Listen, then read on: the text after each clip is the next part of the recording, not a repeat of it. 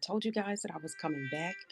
I'm going to keep true to my word. I told you I would be back with a little bit of something that God had given me. So I hope that it blesses each of you just as it did, and will continue to bless me for this journey that I am on. Good morning. God bless you. Good morning. Good morning. Good morning. Good morning. I just want to let you guys know that God is so amazing and so awesome. And I mean, I can't, I say it all the time, I can't even muster up the words that quite, that do it justice, that do him justice, the words that explain exactly what he means to me, because he is more than the world itself to me. And when he gave me this message, I was like, oh my God, it was right off of a time where I am coming fresh off my own sabbatical, my own time of replenishment, my own time of refreshing, my own time of retreat, my own time of just pull away from it all. Because that is so critical for where we are right now. If you have not done so, if you haven't done so, I would strongly urge that you take the time to rest, reset, because we are definitely in the reaping season. Now is the time. Now is definitely the time. And God is truly, like I said, He's doing some amazing things. He's doing some things that have completely blown my mind. He's done some things that I'm completely in awe of day after day. And I'm just like, okay, God, no matter what you say, I'm here for it. I am definitely here for it. And we're just going to keep on doing God, all things God. And that's the way that He designed it. When we put God first, when we put Him first, you would be ever so pleased with the results. But the problem with a lot of us is that we often go to God when everything has fallen apart. And if we would just go to him before, the calamity, before hell starts throwing hailstones, we would definitely see a different side, a different spectrum of God. And the results would be so much more filling. Not saying that they won't be if you don't do it in that order, but just trust me. It's a reason why the word says, if God be for, if you just put him before anything else, you will have such wonderful results day in and day out. What does that mean, child? That simply means getting up, starting your day with prayer, in prayer, before you start scrolling through Facebook, Instagram, any of the social media pages, before you start addressing the craziness of family, the craziness of jobs, before you read an email, before you check a text message, before you do anything. That simply means, hey, I'm going to God in prayer first. I'm going to God in prayer first. I want to talk to you, God. Lay out the blueprint for my day, because I'm here for success. And I know success starts with Christ. It starts with Christ. So I wanted to share with you guys a little bit of something. Like I said, if you guys see the message, I'm more than elated. I do know that I tried this out yesterday. The streaming is feeding out to my other sites. Don't know about this one because I am feeding off of Haps right now, but it shows that you guys are present. I'm just gonna keep moving regardless. We're gonna be over in Hebrews chapter 4. And this is the text that so richly blessed me and gave me what I needed so that I could pour back into you guys. Hebrews chapter 4, we're going to start at verse 1. It says, therefore, since the promise of entering his rest still stands, let us be careful that none of you be found to have fallen short of it. Because that, some of us, we can come up short on it. For we also have had the gospel preached to us just as they did, but the message they heard was of no value to them. Hey, Betty Cakes, it was of no value to them because those who heard it did not combine it with faith. Now, we who have believed enter that rest just as God said. Beloved, there is a rest that you get when you enter into the fullness and the presence of God. No matter what is going on around you, when you just say, okay, God, here it is. I'm giving you this load. I'm giving you the burden. God, I don't want to be bothered with it. God, here you take it. I'm not going to stress over it anymore. There is a peace and sweet rest that will consume your entire being. Rest is so essential. It is so essential to our development, especially as we are often told, hey, rest starts with just laying down. No, there are two types of rest. You can enter into a physical state of rest, which is where you can put your body in the bed or on the couch, the hammock, or whatever it is. You lay down, you can take a nap, you get up, and your mind is still bogged with the things that keep you weighed down. That's where you have to bring your physical man and your spiritual man into a perfect alignment to get the rest that God is talking about, that the writers are talking about in Hebrews.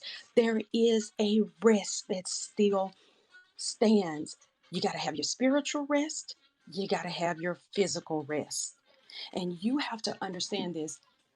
When God is telling you to pull back, when He's saying rest, He gave me, of course, He and I, we are, He'll give me analogies for everything. Oh my God, and an acronym for everything. But the acronyms definitely in this case matched up right for where He needed me for the past 30 days. As a matter of fact, I think the only time that I broke free uh, uh, from my personal rest was my dear friend. Her brother has been extremely ill, and I broke free just to lay before God and pray for him.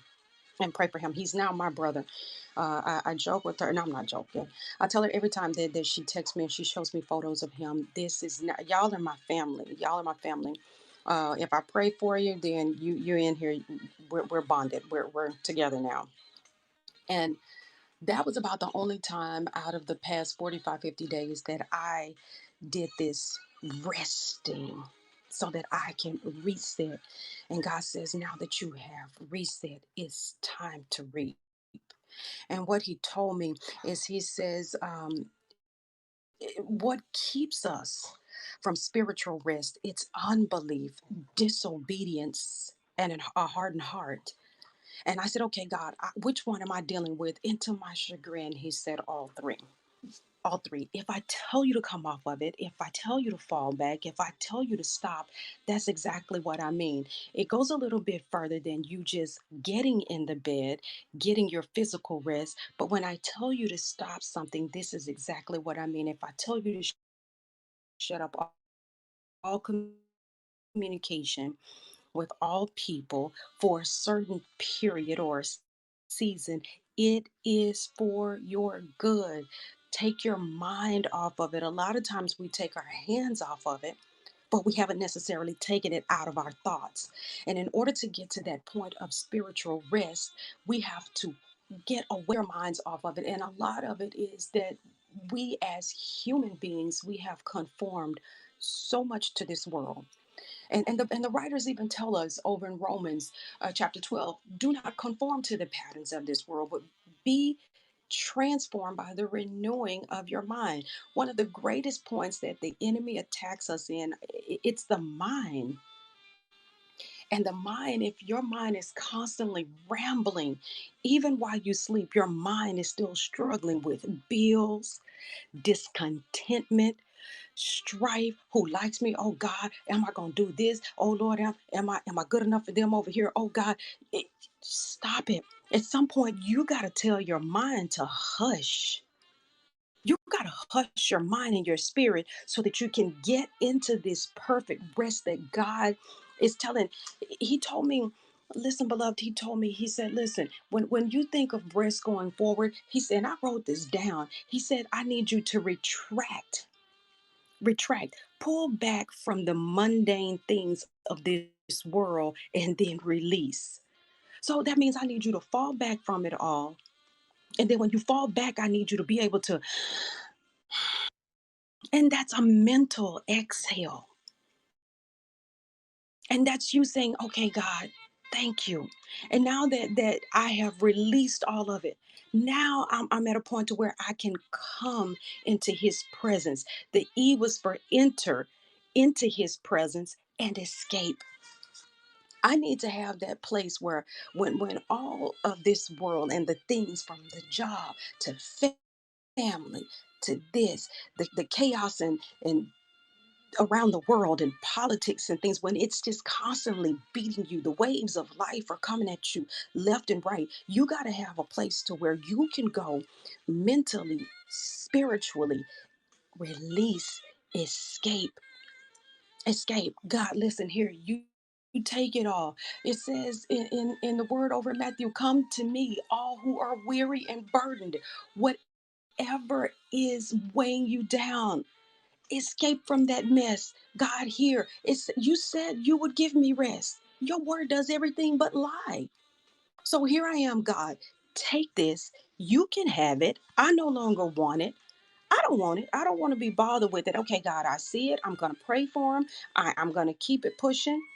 But if it's going to pull me outside of my escape zone, if it pulls me away from entering into his presence, if it pulls me away from that sweet spot that I have with him, God, I do not want it. I don't want it. The next part was for the S, he told me to savor and sanctify the time.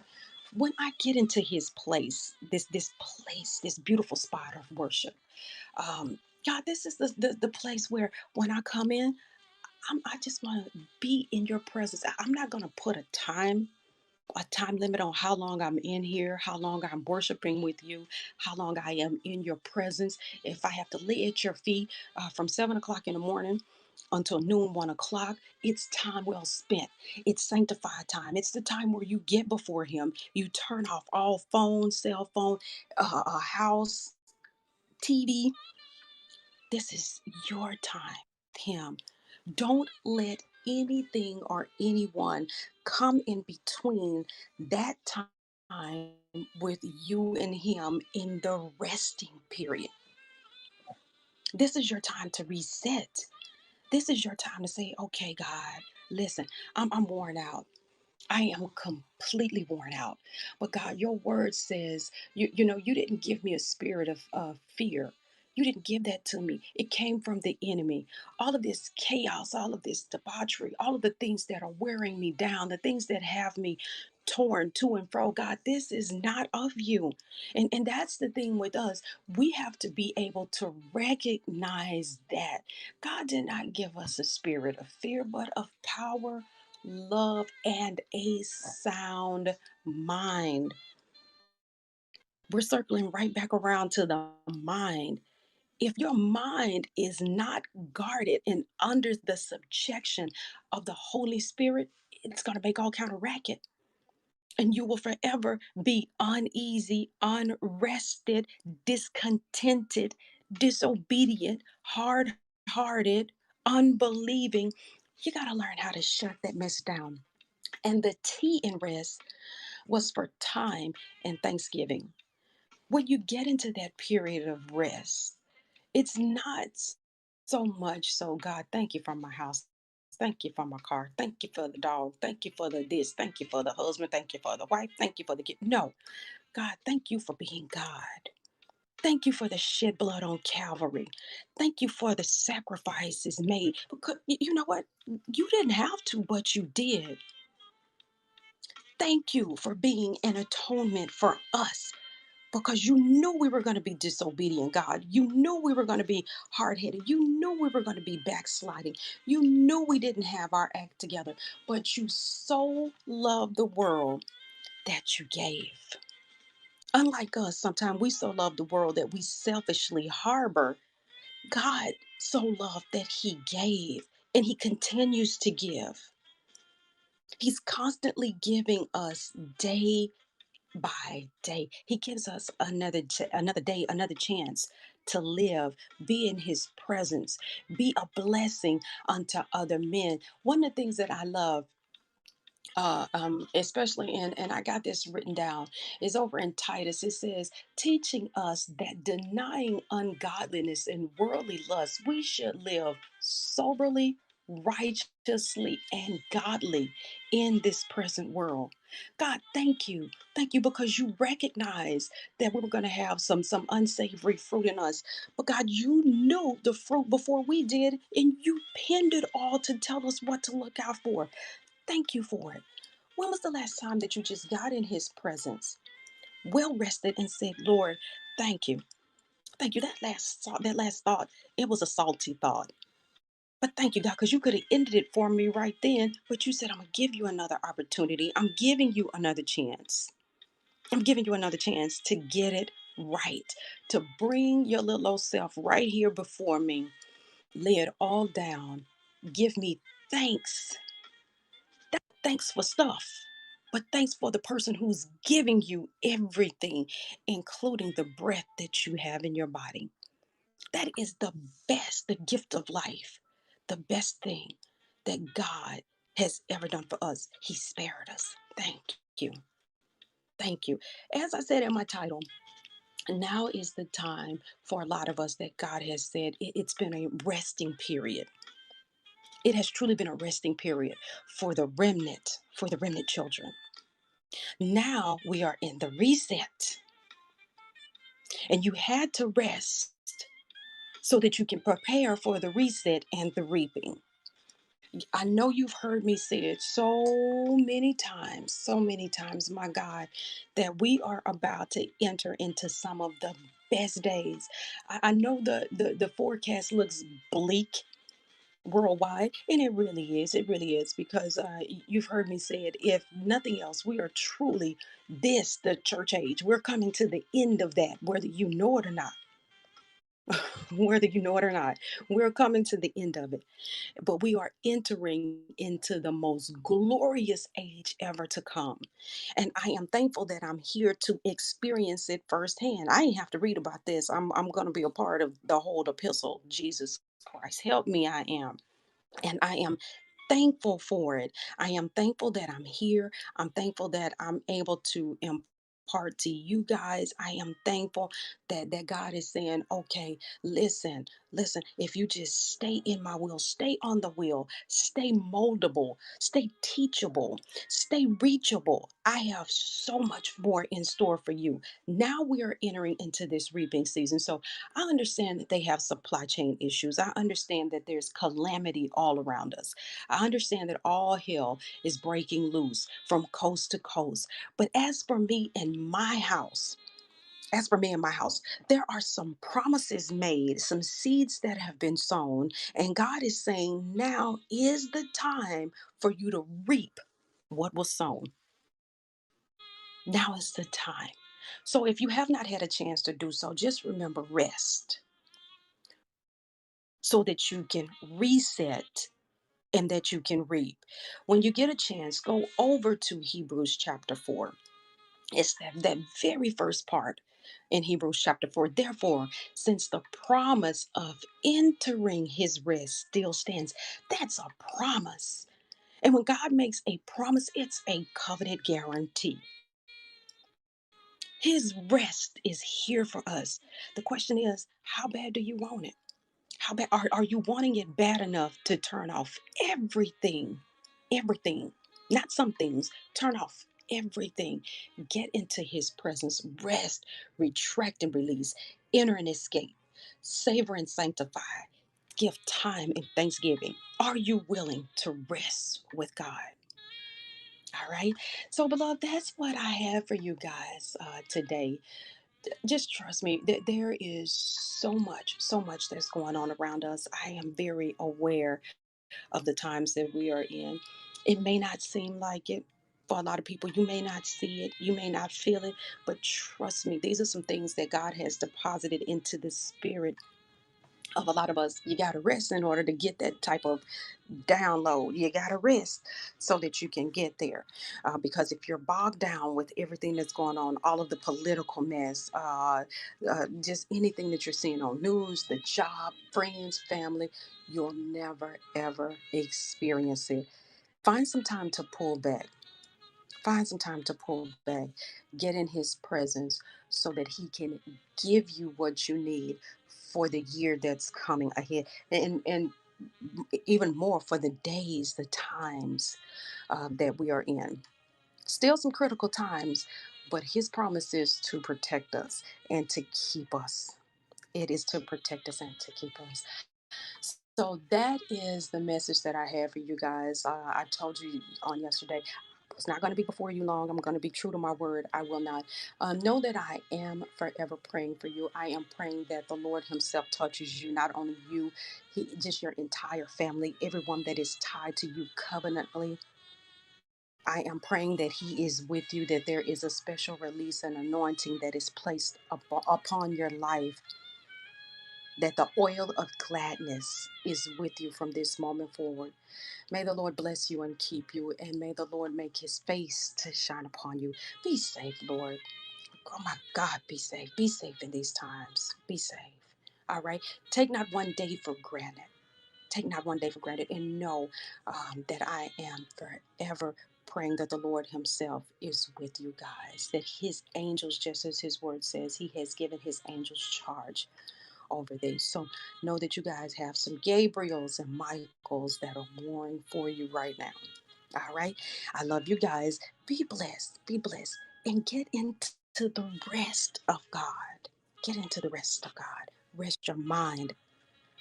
Make your mind shut up. All right. You guys be safe and be blessed. Bye bye.